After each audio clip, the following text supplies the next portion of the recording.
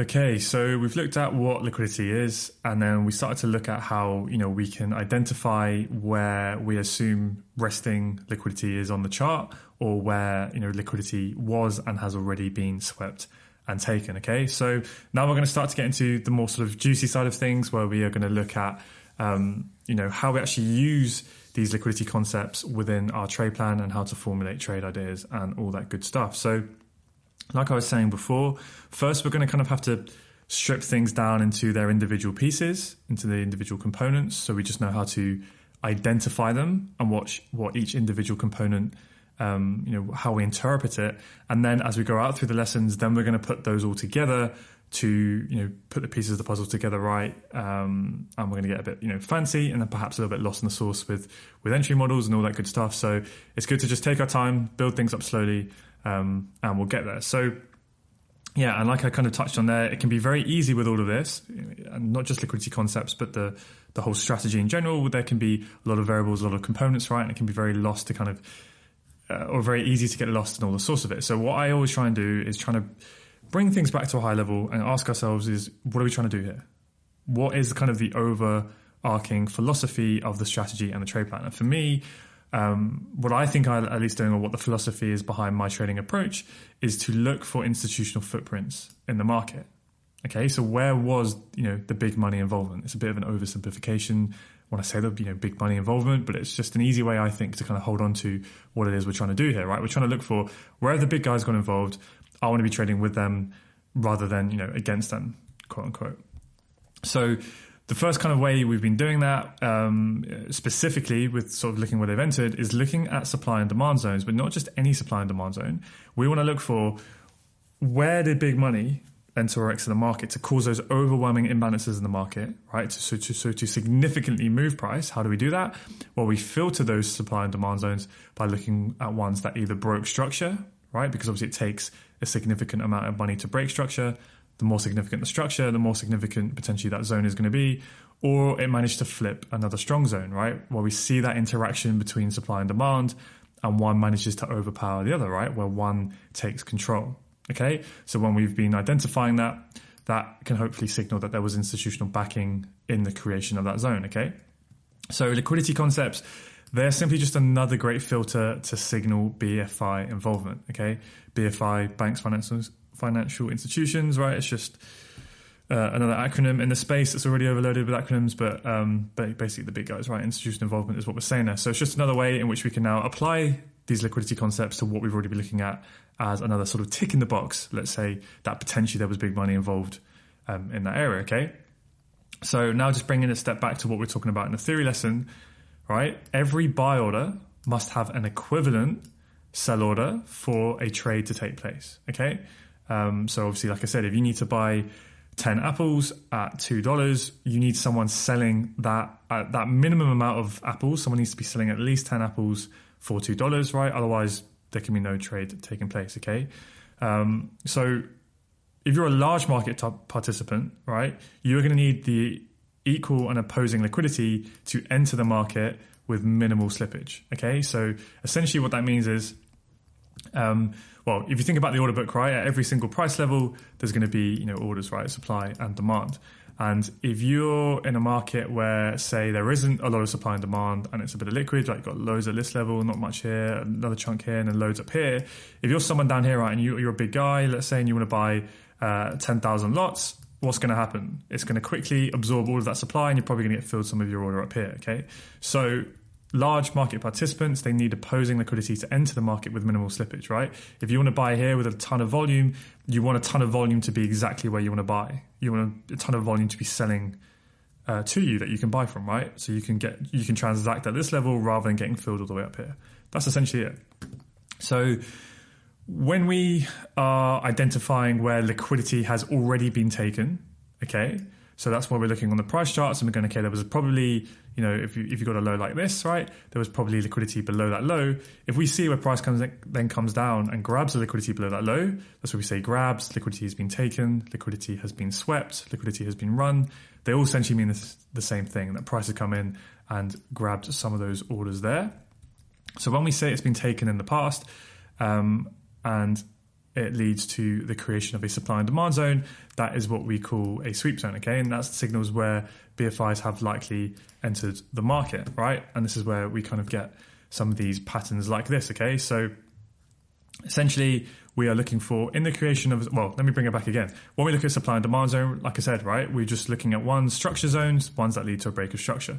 Now, all we're simply doing is when we identify a zone, we validate it because it did break structure. Okay, so we know it's an institutional zone and it's an institutional structure zone. The only extra filter we're now looking for is we look left of the zone and we go, did it sweep any liquidity, right? And it swept the liquidity behind that high. So now we call it a sweep zone, okay? Because if you think about it, if an institution is selling here, right, and they're selling or they're shorting enough, right, to lead price to be able to break a low, that's what we identified, that potentially there was a lot of supply that came into the market, so then we can look to try and get short here, right? So we use the filter of it breaking structure. Now, like I said, for every buy order must have an equivalent sell order, okay? So if you're someone who wants to sell, a ton of volume up here, what do you need? You need someone buying, right, from you selling into. You need a lot of people buying up here. And what do we know about highs? We know there's a lot of buy-side liquidity above highs where people are either buying the breakout of a high or the breakout of a bull flag, or what's the other way? They could be having their stop loss behind the high, right? If they're short and price comes back up, what's their stop loss going to be? It's going to be a buy order, right? If you've sold your position and you're short, if you get stopped out, what do you need to do? You need to buy back your position. So essentially what we know is behind highs, there are tons of buy side liquidity, okay? There's lots of buy orders there. So if you're a big guy and you want to short and you want to sell, what do you need? You need that buy side liquidity. So it's likely you're going to enter short up here, selling into all of that buy side liquidity so you can get as much of your position filled as possible. And then that move leads to an overwhelming imbalance that causes a break of structure, okay? So it's just another filter that potentially signals there was institutional involvement in the creation of this supply zone because it led to a break of structure and it grabbed the liquidity or used the liquidity in order to enter the market, okay? That's the theory behind what we're doing here, okay? So yeah, essentially liquidity, identifying where liquidity has been taken in the creation of a sweep zone signals where potentially they have likely entered the market. And where liquidity is resting, okay, so liquidity that hasn't yet been tapped into behind here. We'll talk about this later, but essentially that's the concept of inducement, and we can signal where they will likely in the future potentially enter the market, okay? So a sweep zone is a POI that sweeps liquidity as it is created, and we assume that it's likely there was institutional involvement in the creation of the POI as they grabbed the resting liquidity to enter the market, right? So another quick few examples. A point I want to make is how much, I think I alluded to this before, but how much liquidity is behind this high? We never really know, right? But we can look at certain structures and assume that some may have more than others. So if you think about this high here, right? If you've got a bullish market like this, what did this high achieve? It didn't achieve much, right? It didn't break any structure. It's just a weak high that had a pullback. So arguably there's not as much liquidity behind this high compared to what we have over here, right? Because what do we have here? We have price pullback, breaks the high, right? So this low did its job, right? It broke structure. So you could assume that because this low actually achieved something, it broke structure, there should be quite a decent amount of liquidity behind it. So now if price breaks that low there, right, you would assume there's even a ton more liquidity behind here now because it actually achieved, it broke a strong low. So now when price comes back up and sweeps liquidity behind here, the sweep of a strong high, so a high that actually achieved something, compared to the sweep of a high that didn't achieve anything, we can assume there'd be a lot more liquidity building up behind this high. So if you see a zone like this where it sweeps strong structure, strong high or low, right? So you've got this low breaks the high, that then becomes a strong low. If price now comes down and grabs the sell side liquidity below that low, we can assume that this, in theory, this zone should be stronger than this zone, right? If everything else was the same, of course, you have to bring in market structure, multi-time frame analysis and all that fun stuff. But if you just had two identical zones, but the only difference was this, in theory, this should be the stronger zone because it's used likely more liquidity behind that strong high. And likewise, same here.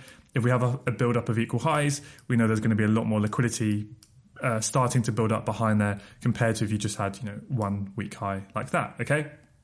And that's pretty much it. You don't need to overcomplicate sweep zones any more than that. Kind of just a little sort of FAQ here. For me, for a sweep zone to be valid, it does not have to sweep strong structure, okay? So that's a weak low, right? If you have a trending market, it never broke the high, so that's a weak low. It doesn't have to sweep it, but this is obviously more ideal, right? Because this sweeps strong structure. So I would view this as higher probability than this, but it doesn't have to be. I would still view that as a sweep zone. Okay, and the other thing is the sweep must be vertically near the POI. So what I mean by that is like if you say you had a pullback like here, and then price comes all the way down, and then price comes all the way up and breaks this high, okay, that is a valid demand zone, right? That broke this high here. But can we say that it swept the liquidity behind this low? Well, it's miles away from me, right? So like, you know, it's probably used liquidity all the way down here. So I wouldn't say that that's a sweep zone of this level, okay? It needs to be pretty near it. Now, the other thing as well that I forgot to mention is sort of when we look at this on the candlestick charts, it'll become a bit more obvious, but sweeps usually kind of, they have what I call the nature of price action. So what you'll typically see is price will kind of come up, it'll sort of be a bit slow, and then it'll kind of just grab the liquidity behind that high, and you'll usually see like a big wick and then like a sharp movement down, okay? It's kind of like slow movement up, and then boom, like the big money steps in. And usually you'll just see kind of like a big wick like that, a big wick retrace, or you maybe see like kind of one or maybe two candles close and then like boom. So it's kind of like that obvious sort of, you know, sweeping nature that you get to it, okay? So yeah, that's it with structural sweep zones, and we'll take a bit of a look at these on the charts to identify them.